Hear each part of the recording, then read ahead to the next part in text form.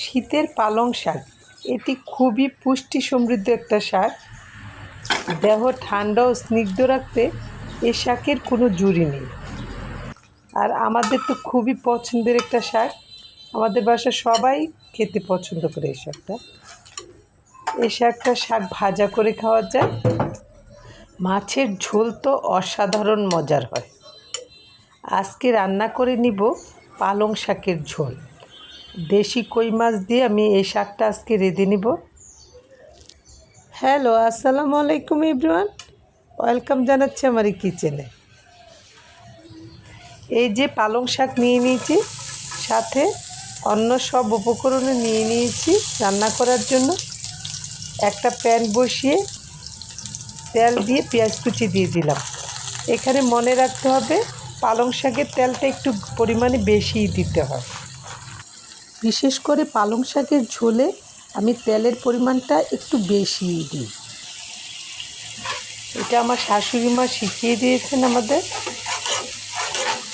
যেহেতু রান্নাটা ঝোল হবে, সেহেতু হলুদ মরিচের পরিমাণটা একটু কমিয়ে দিতে হবে।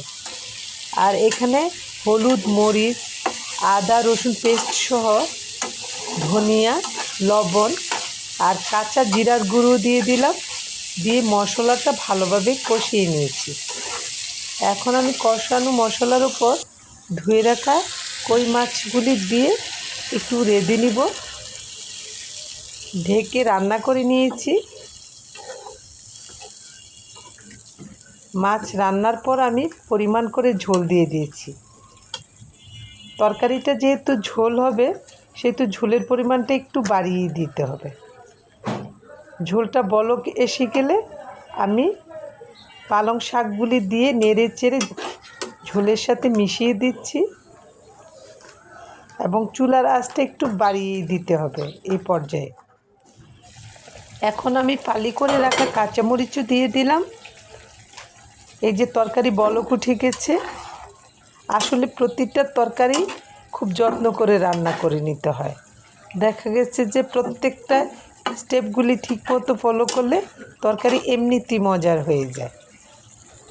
শাকটা আমি ঢেকে সিদ্ধ করে নিয়েছি।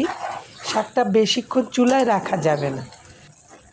এই শাক বেশিক্ষণ চুলায় রাখলে শাকের টেস্ট নষ্ট হয়ে যায় আর তেঁতুও হয়ে যায়।